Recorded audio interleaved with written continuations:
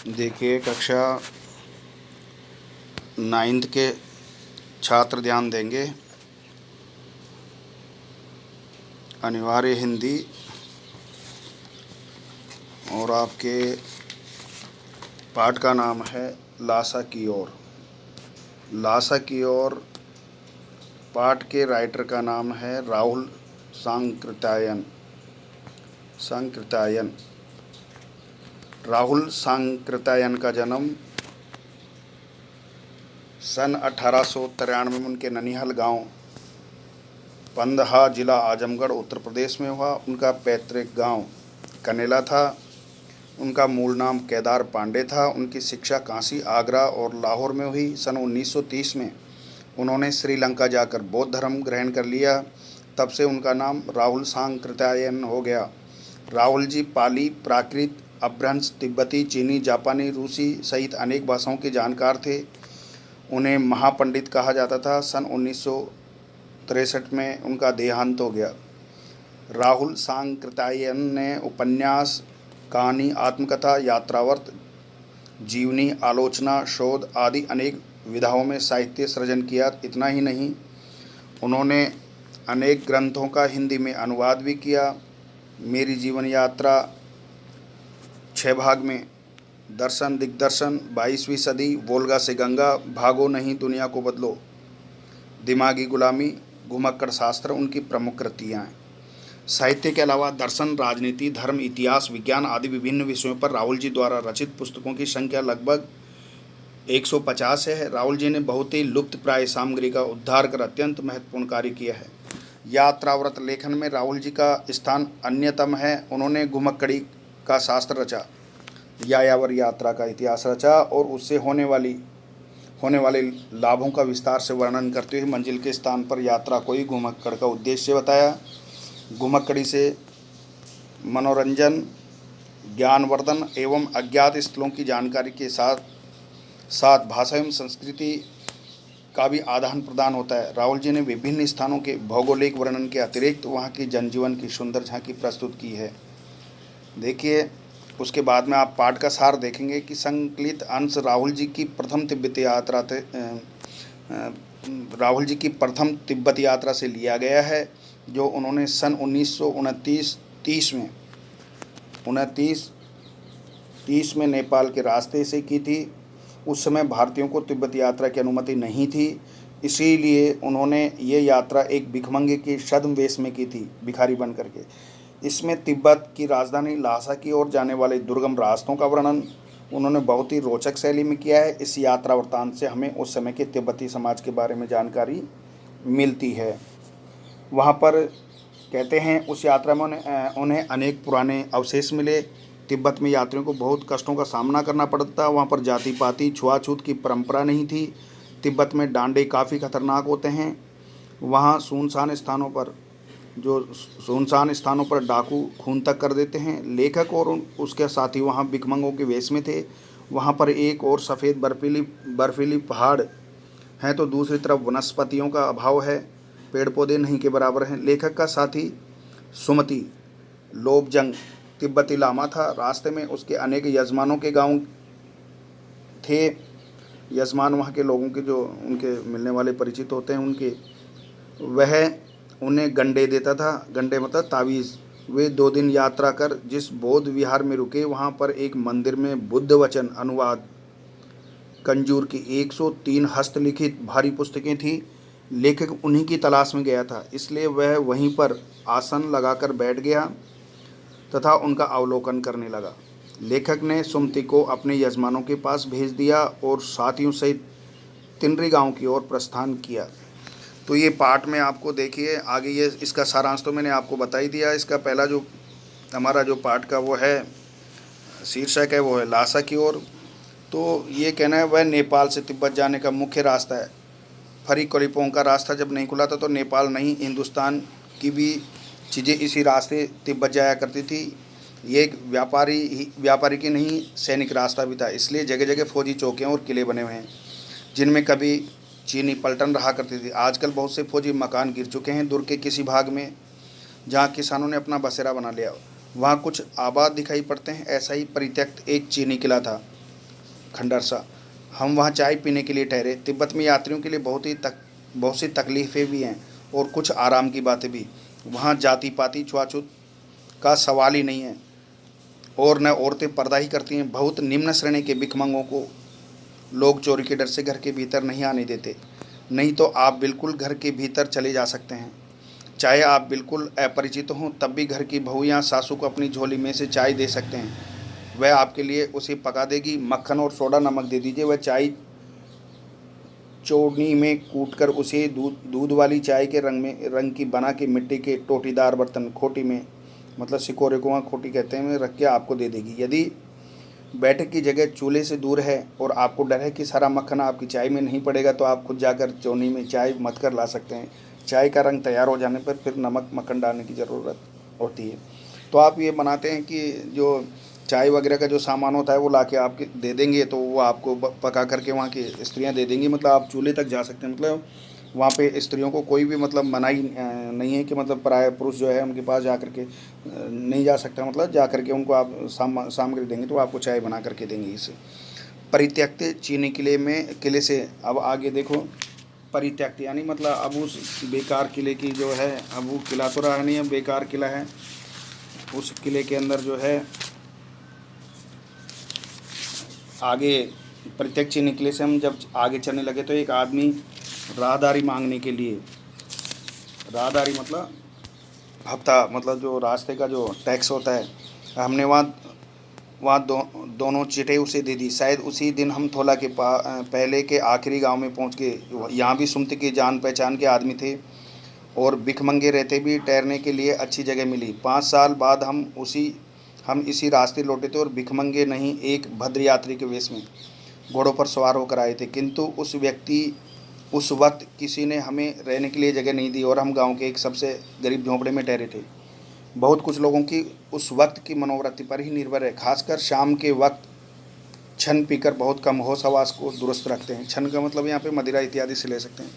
जब हम सबसे विकट डांडा थोला पार करना था, विकट मतलब रास्ते में बहुत भयंकर रास्ता जो होता है, सकड़े डांडे तिब्बत में सबसे खतरे की जगह है। 16-17 हज़ार फीट की ऊंचाई होने के कारण उनके दोनों तरफ मीलों तक कोई गांव गिराव नहीं होते। नदियों के मोड़ और पहाड़ों के कोनों के कारण बहुत दूर तक आदमी को देखा नहीं जा सकता।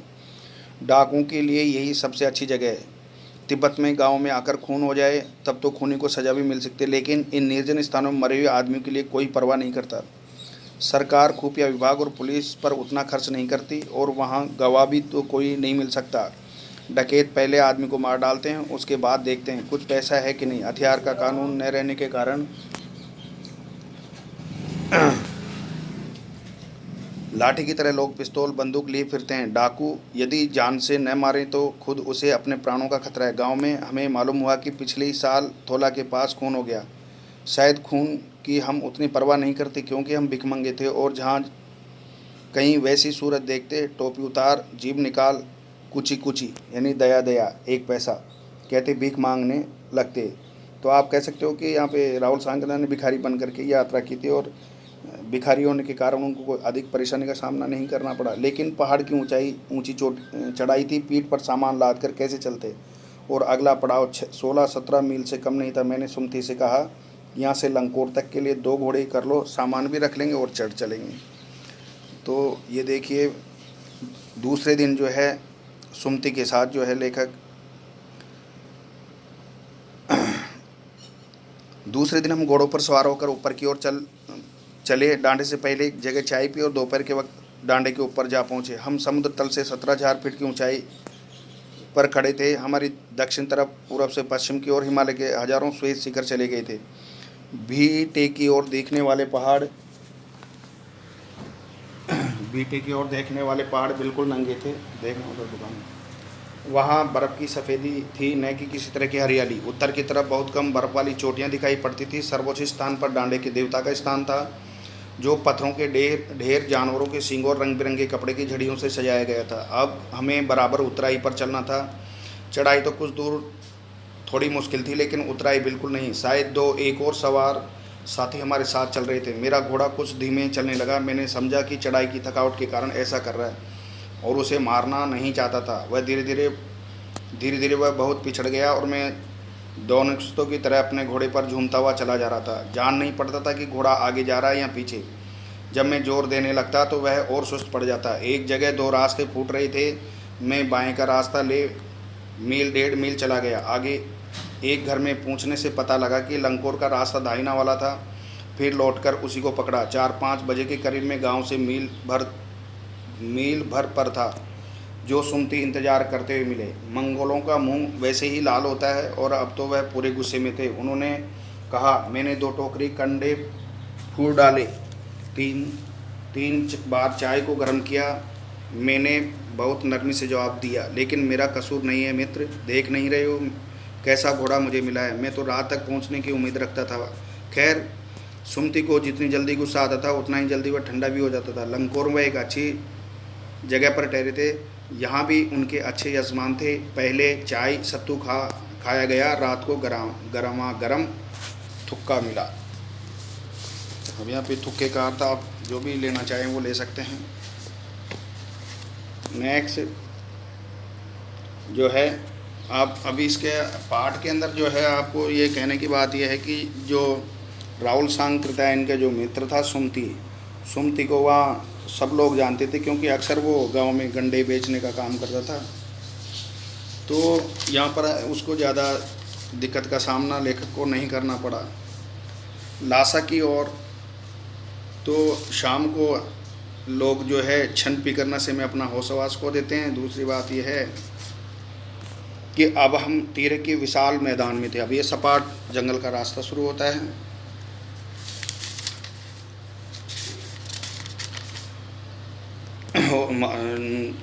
जो पहाड़ों से घिरा टापू सा मालूम होता है, जिसमें दूर एक छोटी सी पहाड़ी मैदान के भीतर दिखाई पड़ती है। उसी पहाड़ी का नाम है तिनरी समाधिगिरी।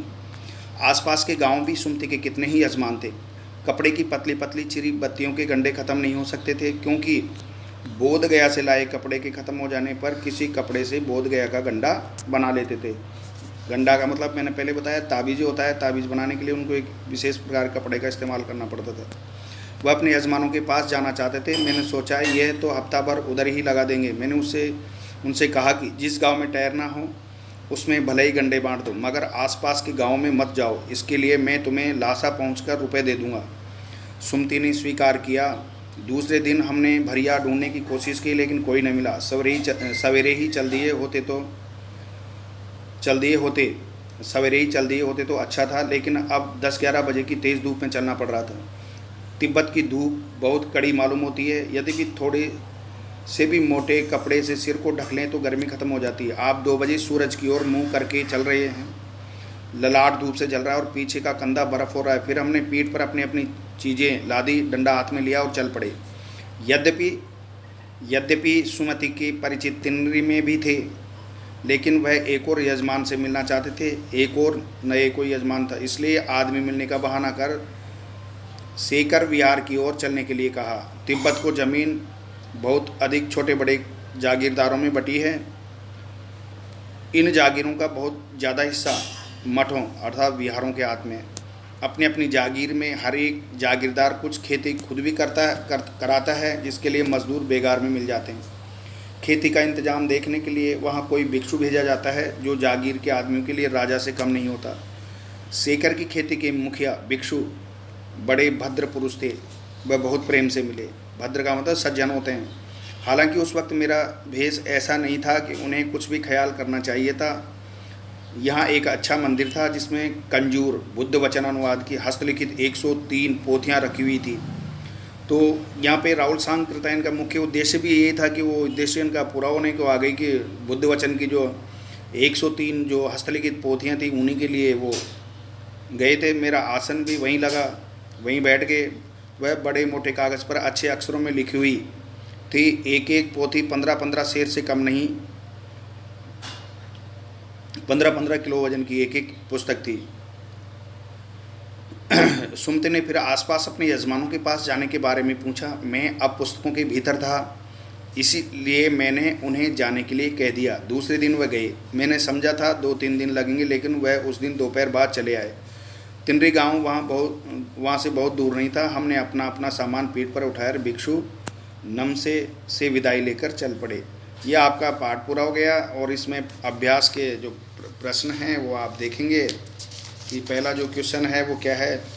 थोला के पहले पहला जो क्वेश्चन है, थोला के पहले के आखिरी गांव पहुंचने पर भिखमंगे के वेश में होने के बावजूद लेखक को ठहरने के लिए उचित स्थान मिला, जबकि दूसरी यात्रा के समय भद्र वेश में भी उन्हें उचित स्थान नहीं दिला सका। क्यों?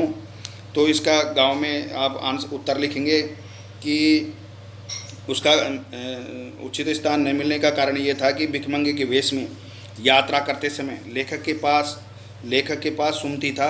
वहाँ गांव में सुमति की जान पहचान के लोग थे, इस कारण उन्हें ठहरने के लिए अच्छी जगह मिल गई। दूसरी बात हम कहेंगे कि भद्र वेश में घोड़े पर सवार होकर आए थे।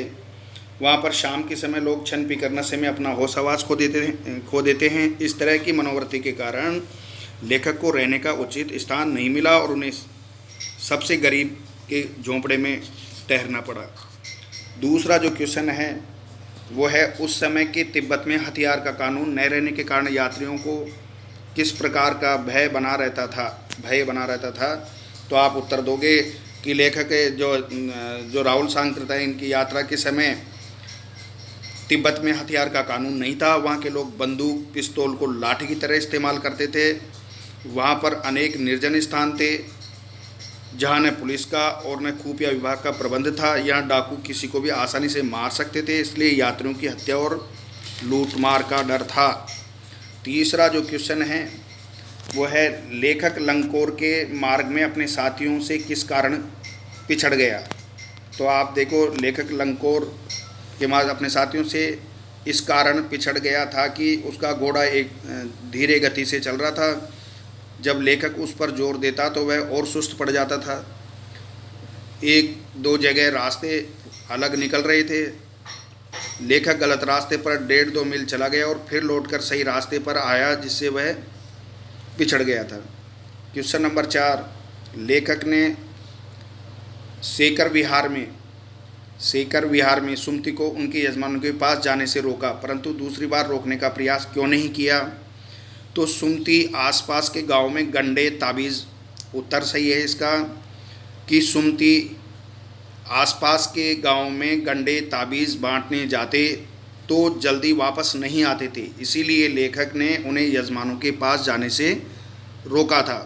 परंतु दूसरी बार लेखक को सेकर विहार के एक मंदिर में बुद्ध वचन अनुवाद की 103 ग्रंथ यानी पोथियाँ मिल गई थी। लेखक को उनका अवलोकन एवं अध्ययन करने के लिए समय की ज़रूरत थी, इसलिए एकांत ज्ञानार्जन की दृष्टि से लेखक ने सुमति को रोकने का प्रयास नहीं किया।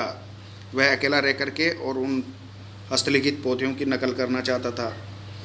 प्रश्न नंबर 5 है, अपनी यात्रा के दौरान लेखक को किन कठिनाइयों का सामना करना पड़ा। तो आप कहोगे कि निम्नलिखित कठिनाइयों का सामना करना पड़ा। नंबर 1, उबड़ खाबड़ एवं भीड़ रास्तों पर तेज़ धूप में यात्रा करनी पड़ी थी।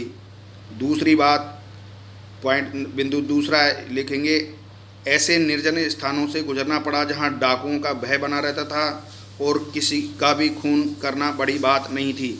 हथियारों का कानून न होने से डाकुओं का भय बराबर बना रहता था।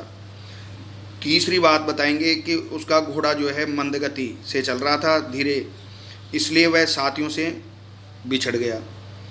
और नंबर 4 बताएंगे कि लेखक को वापस आते समय अपना सामान स्वयं पीठ पर लादकर पैदल यात्रा करनी पड़ी। प्रश्न नंबर 6, प्रस्तुत यात्रा वृत्तांत के आधार पर बताइए कि उस समय का तिब्बती समाज कैसा था। तो आप बताएंगे, लेखक ने सन 1929 और 30 के मध्य, मतलब 29-30 के आसपास में तिब्बत की यात्रा की थी। उस समय वहाँ स्त्रियों में पर्दा प्रथा नहीं थी। वहाँ की स्त्रियाँ अपरिचित यात्रियों की सेवा सहायता भी कर दिया करती थी। वहाँ के लोग शाम को शन पीकर नशे में मस्त रहते थे। धार्मिक प्रवृत्ति के कारण वहाँ के लोग बोध गया के कपड़े से बने ताबीज़ यानी गंडे धारण करते थे। समाज में छुआछूत, जाति पाति आदि कुप्रथाएं प्रचलित नहीं थी। खुफिया विभाग या पुलिस का पूरा इंतजाम नहीं था, इस कारण अपराध वृत्ति भी प्रचलित थी। लोग लाठी की भांति बंदूक रखते थे। अधिकांश मठों का जमीन आदि पर कब्जा था।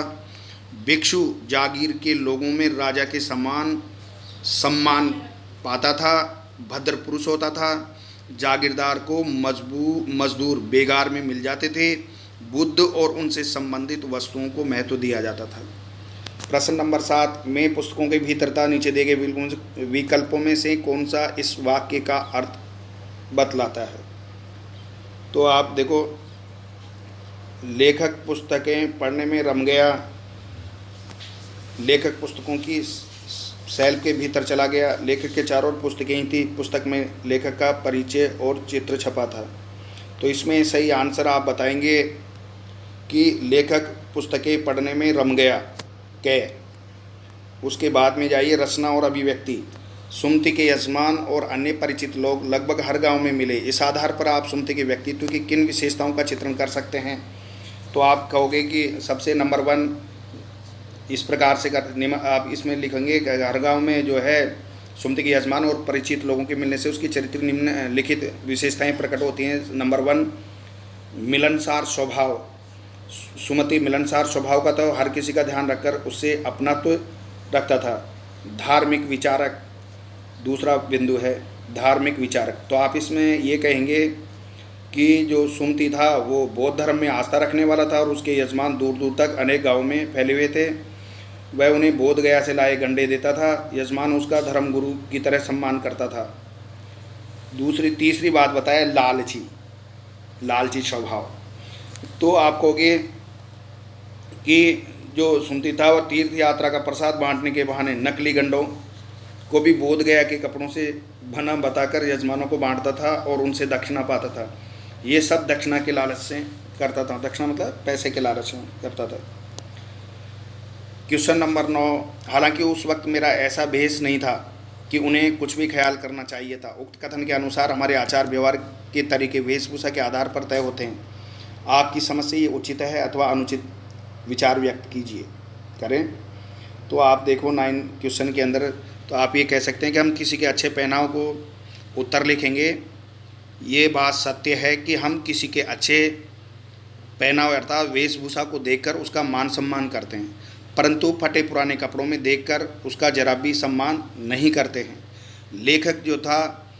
लेखक भिखमंगों के वेश में यात्रा कर रहा था, इसलिए उसे ये अपेक्षा नहीं थी कि शेखर विहार का भिक्षु उसे सम्मानपूर्वक देखेगा। लेकिन व्यवहार और वेशभूषा के आधार पर किसी का सम्मान या अपमान करना अनुचित है। उचित तो वेशभूषा की अपेक्षा सादा जीवन उच्च विचार को महत्व देना है। महात्मा गांधी, ईश्वरचंद्र विद्यासागर, प्रेमचंद आदि साधारण वेशभूषा पहनने वाले थे, परंतु उनका व्यक्तित्व महान था तथा सब उनका सम्मान करते थे और करते हैं। क्वेश्चन नंबर 10, यात्रा वृत्तांत के आधार पर तिब्बत की भौगोलिक स्थिति का शब्द चित्र प्रस्तुत करें। वहाँ की स्थिति आपके राज्य शहर से किस प्रकार भिन्न है। तो आप ये कहोगे कि हमारे राजस्थान राज्य है। तो उत्तर लिखेंगे कि हिमालय पर्वत शिखरों से घिरा तिब्बत ऊंचा पठारी भूभाग है। वहाँ पर बर्फीले श्वेत शिखर तथा वनस्पतियों से रहित यानी बिना पेड़ पौधों के घाटियाँ, डांडे एवं निर्जन क्षेत्र हैं। यहाँ पर आवागमन के आने जाने के गिने चुने मार्ग और साधन हैं। तिब्बत की जलवायु विचित्र है। सर्दी का सदा प्रकोप बना रहता है, परंतु धूप इतनी तेज़ पड़ती है कि उसे सहन नहीं किया जा सकता। रास्ते चढ़ाई और उतराई के हैं, उबड़ खाबड़ हैं। कुछ भागों में खेती होती है। सारी भूमि जमींदारों में बटी है। जमीन पर मठों का अधिकार है। जमींदारों को बेगार के मजदूर मिल जाते हैं। हमारा राज्य राजस्थान जो है शुष्क जलवायु यानी उष्ण जलवायु का है, सूखी। इसके पश्चिम भाग में विशाल मरुस्थल है। पूर्वी एवं दक्षिण भाग में खेती होती है। राजस्थान का भूभाग तिब्बत की भौगोलिक स्थिति से सर्वथा अलग है। तो क्वेश्चन नंबर 11 के अंदर आपने भी किसी स्थान की यात्रा अवश्य की होगी। यात्रा के दौरान उन्हें अनुभवों को लिखकर प्रस्तुत करें। तो ये आप अपने हिसाब से करेंगे। आपको कहीं यात्रा करी उसका तो रोचक वर्णन आप कर सकते हैं। तो 12वां क्वेश्चन है, यात्रा वृत्तांत गद्य साहित्य की एक विधा है। आपकी इस पाठ्य पुस्तक में कौन कौन सी विधाएं हैं प्रस्तुत विधा उनसे किन मायनों में अलग है। तो देखो इसके अंदर आप 2 पाठ कर देंगे। पाठ जैसे विधा, 2 बैलों की कथा क्या है, कहानी। लासा की ओर क्या है, यात्रा वृत्तांत। उपभोक्तावाद की संस्कृति है। लेख निबंध, सांवले सपनों की आज संस्मरण है। नाना साहब की पुत्री मैना देवी को पसंद कर दिया गया। रिपोर्टाज, प्रेमचंद के फटे जूते, क्या है, व्यंग और मेरे बचपन के दिन संस्मरण, एक कुत्ता और एक मैना निबंध। प्रस्तुत यात्रा वृत्तांत अन्य विधाओं से निम्नलिखित मायनों से भिन्न है। कैसे? यात्रा वृत्तांत कहानी आदि की तरह कल्पित नहीं होता है। दूसरा है, यात्रा व्रत होने से इसमें बीते रोचक प्रसंगों का चित्रण हुआ है। निबंध की भांति गंभीरता नहीं है, इसमें रिपोर्टाज की भांति कलात्मकता तथा व्यंग रचना की तरह पैनापन नहीं है। प्रत्यक्ष अनुभवों का वर्णन होने पर भी यह संस्मरण एवं आत्मकथा से भिन्न है। ये आपके फिर भाषा और अध्ययन के क्वेश्चन है। किसी भी बात को अनेक प्रकार से कहा जा सकता है। जैसे सुबह होने से पहले हम गांव में थे, वो फटने वाली थी कि हम गांव में थे, तारों की छां रहते हम गांव पहुंच गए। ठीक है, तो ये कहने का भाव ये है, नीचे देखिए, इसको आप जान पड़ता है। घोड़ा बहुत धीरे धीरे चल रहा था, ये कहना कठिन था कि घोड़े किधर जा रहा है, आगे या पीछे। घोड़े की गति की दिशा मालूम नहीं पड़ रही थी। घोड़ा इतना मंद गति से चल रहा था कि लगता ही नहीं था कि वह चल रहा है। और फिर आगे इसमें और भी क्वेश्चन है, जैसे आपको ये क्या है,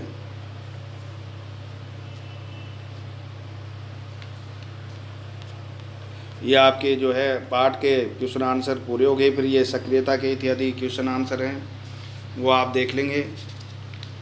उसके बाद में जो है दूसरा पार्ट